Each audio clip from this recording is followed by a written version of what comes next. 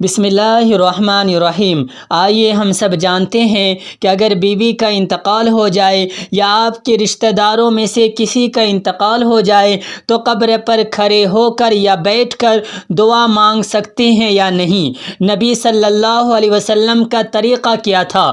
کیا نبی صلی اللہ علیہ وسلم نے قبر پر صحابہ کرام کو دعا مانگنے کا حکم دیا ہے یا نہیں؟ حضرت عثمان بن عفان رضی اللہ عنہ سے روایت ہے کہ جب نبی صلی اللہ علیہ وسلم مردہ کو دفن کر کے فارغ ہوتے تو قبر پر تھوڑی دیر رک جاتے، قبر پر تھوڑی دیر ٹھہر جاتے اور صحابہ کرام سے فرماتے، اپنے بھائی کے لیے دعا کرو کہ اللہ ان کی مغفرت فرما دے، اور اپنے بھائی کے لیے یہ بھی دعا کرو کہ قبر کے سوال و جواب میں آسانیاں پیدا ہو، کیونکہ اب اس سے سوال کیا جائے گا۔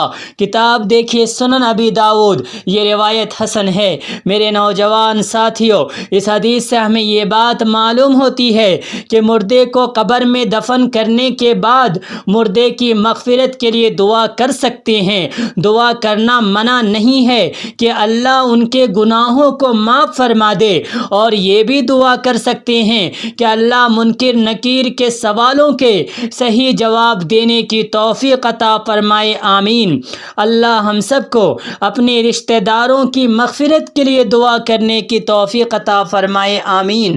ربنا تقبل منا انک انت السمیع العلیم وتب علینا انک انت التواب الرحیم۔